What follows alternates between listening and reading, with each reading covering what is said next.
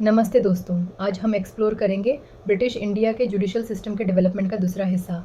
इस पार्ट में हम Supreme Court, Privy Council, High Courts, law commissions और कोडिफाइड लॉज जैसे आईपीसी, सीआरपीसी, एविडेंस एक्ट के एवोल्यूशन के बारे में बात करेंगे।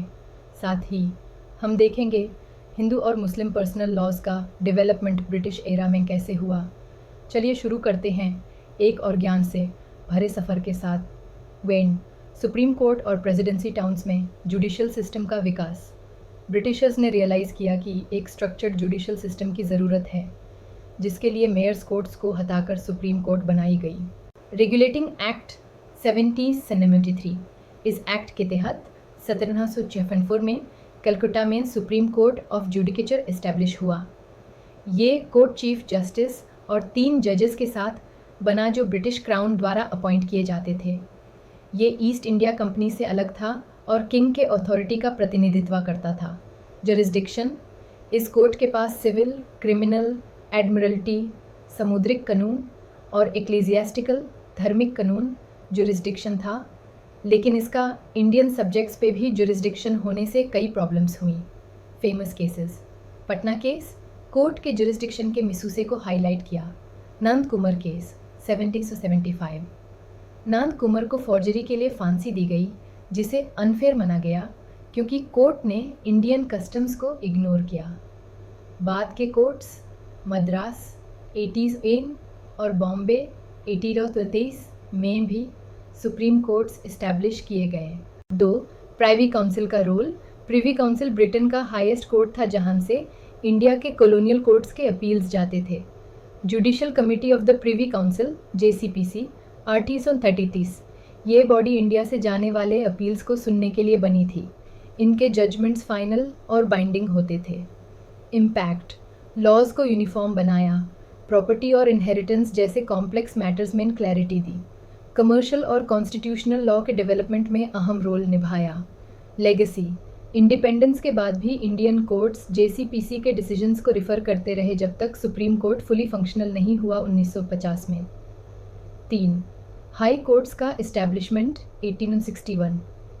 इंडियन हाई कोर्ट्स एक्ट 1861 के तहत हाई कोर्ट्स बनाए गए, जो जुडिशल सिस्टम में एक बड़ा रिफॉर्म था। Need for reform, supreme courts और सदार अदालत्स का अलग अलग होना कन्फ्यूजन क्रिएट करता था। हाई कोर्ट्स दोनों को मर्ज करने के लिए बनाए गए। स्ट्रक्चर, कलकत्ता, बॉम्बे और मद्रास में हाई कोर्ट्स इस्टेब्लिश हुए। जजेस ब्रिटिश और इंडियन दोनों होते थे। इनके पास ओरिजिनल और एपेलेट जुरिस्डिक्शन होता था। इम्पॉर्टेंस, ये कोर्ट्स ऑफ रिकॉर्ड होते थे और कंटेम्प्ट ऑफ कोर्ट का पावर रखते थे। इन्होंने जुडिशियल सिस्टम को एफिशिएंट और कोहेसिव बनाया। 4. लॉ कमीशंस और codification of laws. British rule से पहले इंडियन लॉज एक mixture the customs, religious rules और कंपनी रेगुलेशंस का। First law commission 1834 Lord Macaulay के लीडरशिप में बना, जिसका एम था इंडियन लॉज को सिंप्लीफाई और यूनिफाई करना। Major codes, Indian Penal Code IPC 1860 crimes और पनिशमेंट्स डिफाइन करता है। Code of criminal procedure CRPC 1861 criminal trials regulate करता है। इंडियन एविडेंस एक्ट 1872 एविडेंस के एडमिसिबिलिटी के रूल्स फिक्स करता है। इंडियन कॉन्ट्रैक्ट एक्ट 1892 कॉन्ट्रैक्ट्स के रूल्स डिफाइन करता है। लेटर कमीशंस, इन्होंने बाकी एरियाज जैसे प्रॉपर्टी, मैरिज और सक्सेशन के लॉज बनाए।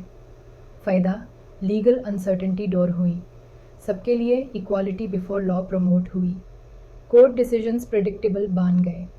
5. हिंदू और मुस्लिम पर्सनल लॉज का विकास।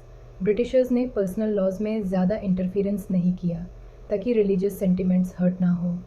British policy, non interference policy follow की गई, लेकिन फेयरनेस इंश्योर करने के लिए कोर्ट्स ने इन लॉज को जुडिशल परव्यू में रखा।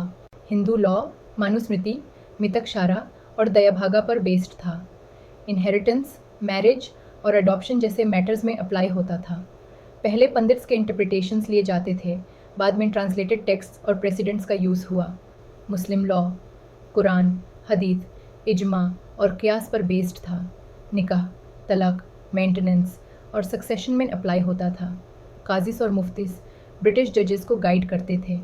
चैलेंजेस, रीजनल वेरिएशंस और कस्टम्स ने यूनिफॉर्मिटी में दिक्कत दी।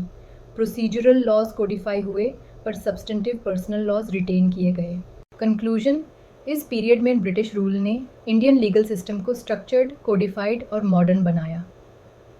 Supreme Court, High Courts, Privy Council और लॉ कमीशंस ने मिलकर एक ऐसा फाउंडेशन दिया जो आज भी इंडिया के जुडिशल सिस्टम में दिखाई देता है।